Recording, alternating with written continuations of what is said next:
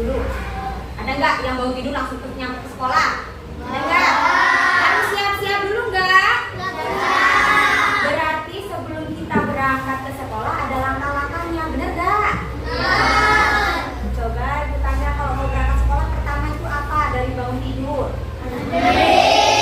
Bangun dulu dong, bangun nggak? Oke, bangun. Setelah itu sholat subuh, pinter. Habis sholat subuh? Ada nggak yang bersihin kamar tidur? Ada apa nggak ada? Oke, kamar tidurnya dirapi. Terus kemana? Makan dulu atau mandi dulu? Setelah itu siap-siap pakai baju dulu, makan, terus pamitan sama orang tua, terus berangkat sekolah. Ada yang nggak pamitan sama orang tua? Jadi kita mau belajar tentang berpikir secara komputasional. Oke, sebelum kita belajar, coba kita maju ke depan, kita mau permainan sebentar. Siap? Ayo maju, baris sesuai kelompoknya. Ini kelompok 1 baris sini Tania. Rombongannya Tania sini, maju, baris. Ayo Veda sini, baris lurus. Dimas, rombongannya Dimas, maju sini. Lurus, baris, mepet nggak apa-apa. Lurusin satu kelompok satu baris. Terus. Ayo sini, Arya.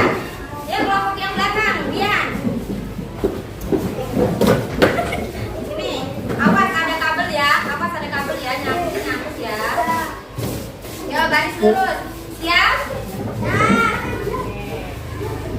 Mana ini? Sini sebagian. Oh, si Ihsan situ. Nah, sini, nggak usah jauh-jauh. Oke, silakan pegang pundak temennya. Siap? Yang belakang, yang depan diem aja. Ini namanya permainannya. Ikuti instruksi ibu. Kemarin kita sudah belajar jadi robot. Sekarang kita belajar lagi jadi robot. Pelan-pelan ya. Ini udah maju satu langkah, boleh semua? Nah, kita belajar kalian robotnya, ibu programmernya. Siap? Kodenya adalah kalau ibu bilang maju berarti lompat ke depan. Kalau mundur lompat ke belakang. Kanan berarti lompat ke kanan. Kalau kiri lompat ke kiri. Nah, nanti kita lihat kelompok mana yang paling kompak. Siap? Are you ready? Oke, tes. Depan. Belakang. Oke, maju mundur aja ya biar enak ya. Maju. Mundur. Kanan. Pokoknya jiwa.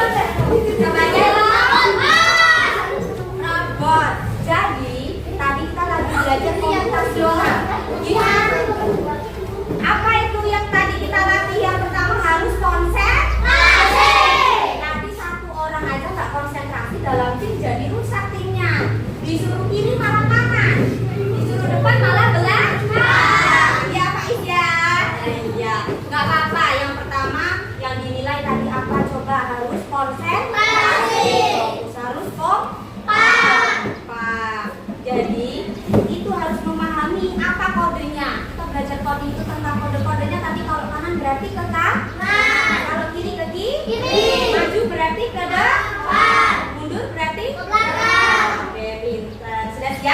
belajar? Udah panas belum? Belum. Yaudah, mainan lagi. Yuk, coba kita lihat dulu. Video ini pakai bahasa Inggris nggak apa-apa, kita lihat aja. Hey guys, I bet you're wondering where I'm going to. Well, we're all going to this special event, and you can join in too. You know, they say 1,000 monkeys with 1,000 ears can write the works of Shakespeare. But we're not going to write Shakespeare. We're going to write code. Because every year in December, we get together. It's called the Hour of Code. It's a worldwide event where teachers and students in 45 different languages across more than 180 countries. Itu tadi bilang kita belajar coding ini, kita bisa mempelajari semuanya sampai kita bisa bikin seperti ini. Kalian pernah berpikir nggak, Bu, itu yang gerakin monyetnya siapa? Coba, ada yang tahu nggak siapa yang gerakin? Ya, programmernya, orang yang membuat itu menggerakkan. Awalnya apa kayak kita tadi? Ke kanan dulu, ke kiri dulu, karena banyak instruksi lama-lama bisa bergerak lompat. Nah, kita kalau belajar coding lama-lama kita bisa membuat seperti ini. Siap? Oke, selanjutnya bukunya disiapkan. Kita mau belajar tentang berpikir komputasional. Yo, kita siapkan bukunya. Bu, kenapa kita harus belajar tentang berpikir komputasional? Nih, mengapa kita perlu? Tujuannya apa? Yang pertama supaya kita memahami permasalahan sederhana yang ada di kehidupan kita. Contohnya tadi, masalah nggak kalau bangun tidur itu nggak ngapa-ngapain? Jadi masalah nggak? Ya gimana supaya memecahkan masalah? Ya tadi kita melakukan langkah-langkah ketika kita mau mandi, mau sarapan, mau berangkat ke sekolah. Kemudian menganalisis permasalahan sederhana dalam kehidupan sehari-hari. Masalah sederhana tadi dianalisis. Tadi seperti langkah-langkah ketika mau berangkat sekolah itu kita pecahkan menjadi solusi. Oke? Nah, selanjutnya menerapkan pemecahan masalah secara sistematis sesuai urutan langkah-langkah. Jangan tiba-tiba tadi kita bangun tidur langsung makan. Kita harus mandi dulu, beresin tempat tidur dulu, baru setelah itu berangkat sekolah. Jangan bangun tidur langsung berangkat ke sekolah. Bau nggak? Bau karena nggak mandi dulu. Jadi harus berurutan. Sistematis. Oke? Ya. Kita lihat dulu penjelasan dari video ini ya. Kenalan coding. Halo teman-teman hebat.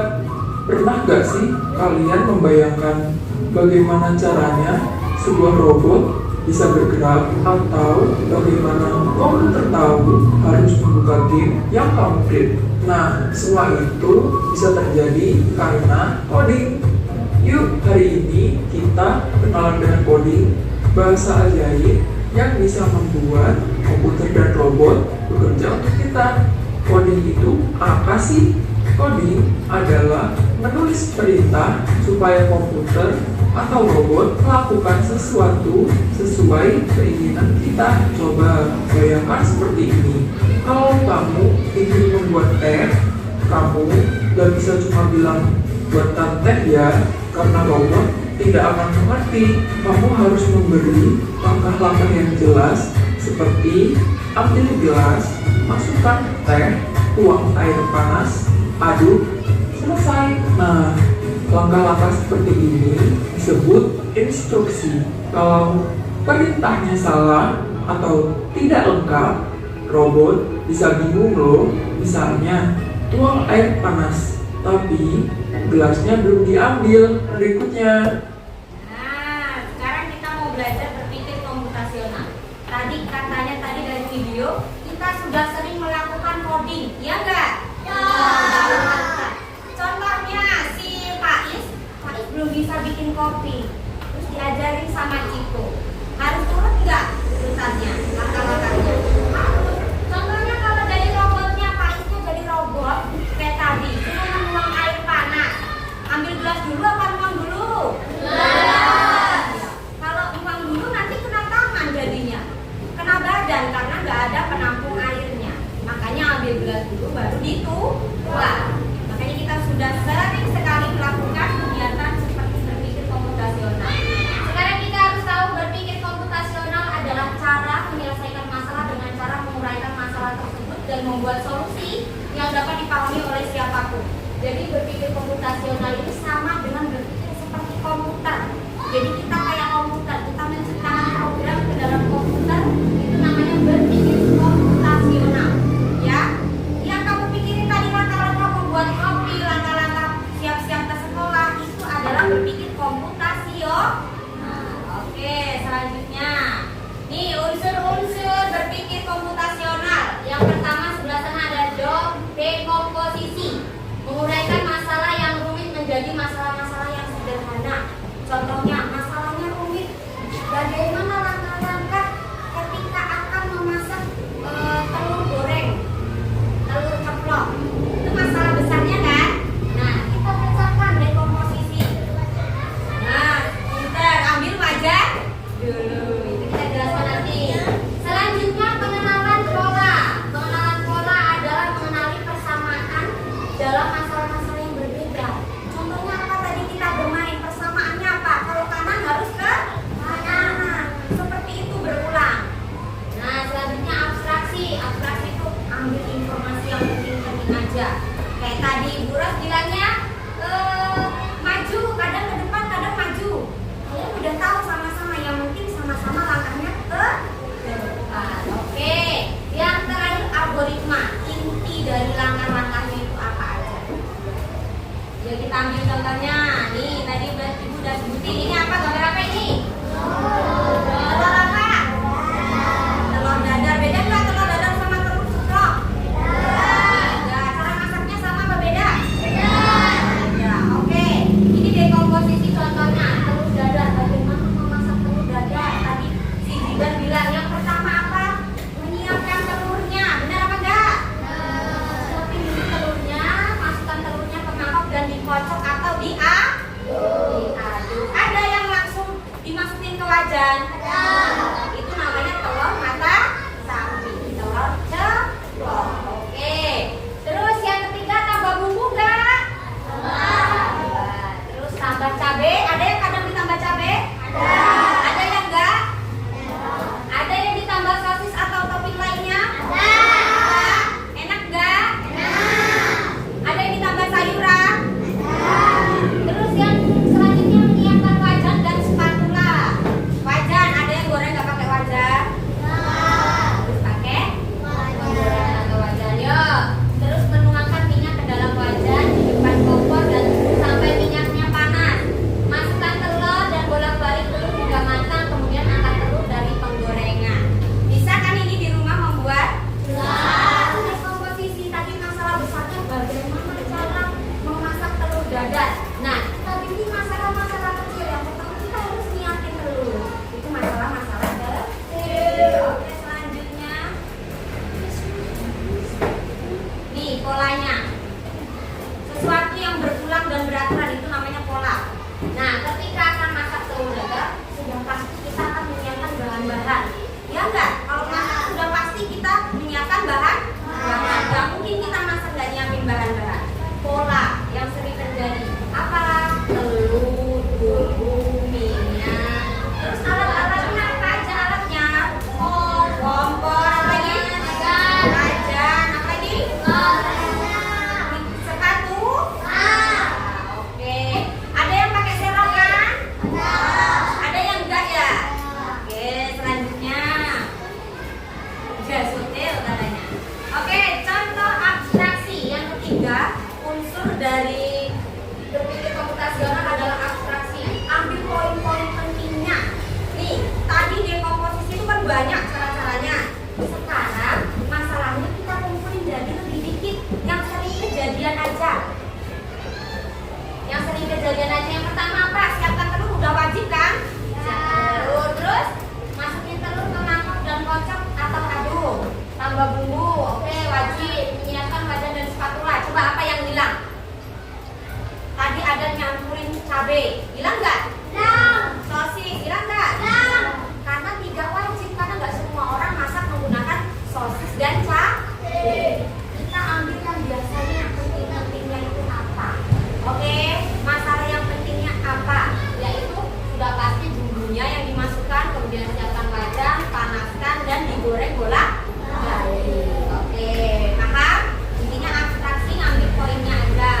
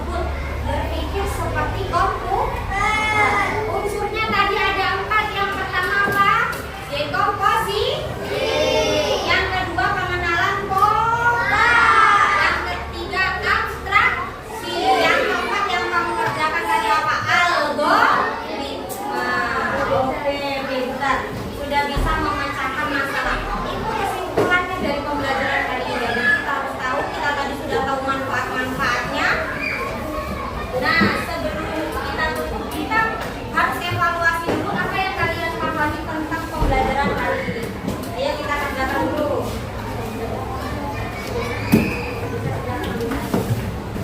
Ya, kita evaluasi dulu. Kita kerjakan soalnya, paham nggak?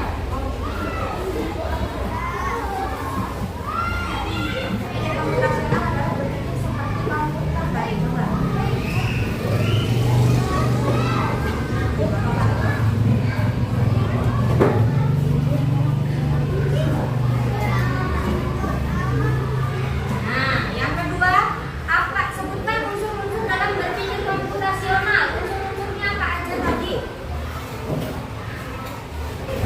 Oke, sudah semua ya? Oke, coba kita lihat review sebentar. Tadi sudah kita simpulkan bahwa berpikir secara komputasional adalah berpikir seperti komputer.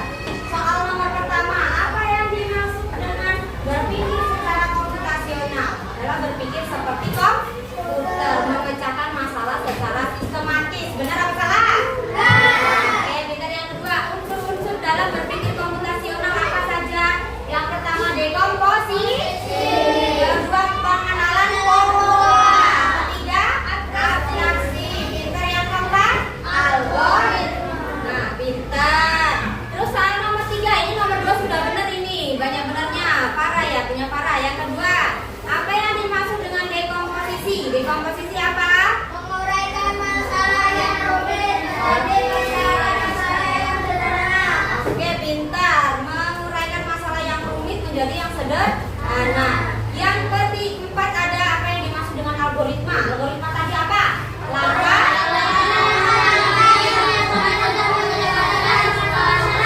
Pintar. Langkah-langkah untuk menyelesaikan masalah. Dan yang terakhir, bagaimana algoritma memakai sepatu? Yang pertama apa? Siapkan kaos kaki. Yang kedua, pakai yang ketiga, pakai yang keempat, lalu sepatu. Oke, kita sudah bisa semua berarti tentang berpikir secara komputasional. Oke, sudah kita simpulkan apa itu berpikir komputasional, kita sudah evaluasi. Coba ibu, siapa yang mau merefleksi pembelajaran hari ini? Ayo, angkat tangan. Ciko, siap merefleksi? Oke, ayo sini Ciko. Mas Ciko.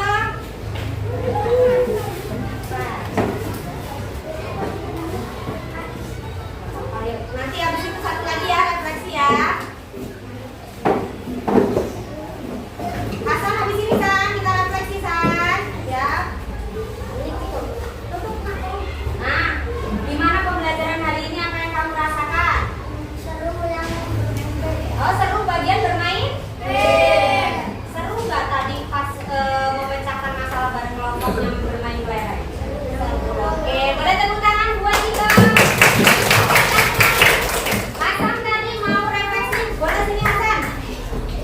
Cepat, ayo. Pintar. Ayo, sini.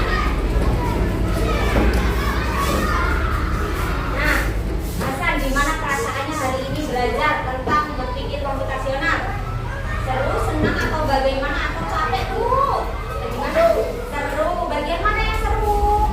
Apa nonton tadi atau bermain game yang lompat-lompat? Yang mana? Nonton sama apa lagi? Kerjainnya seru nggak? Oke, boleh tepuk tangan buat Hasan. Terima kasih Hasan dan Ciko. Nah, semoga pembelajaran hari ini sangat bermanfaat dan bermanfaat untuk kita dalam kehidupan sehari-hari. Sudah paham kan tentang algoritma? Oke. Tadi kita sudah tanya jawab di bagian diskusi. Ibu harap semuanya sudah paham.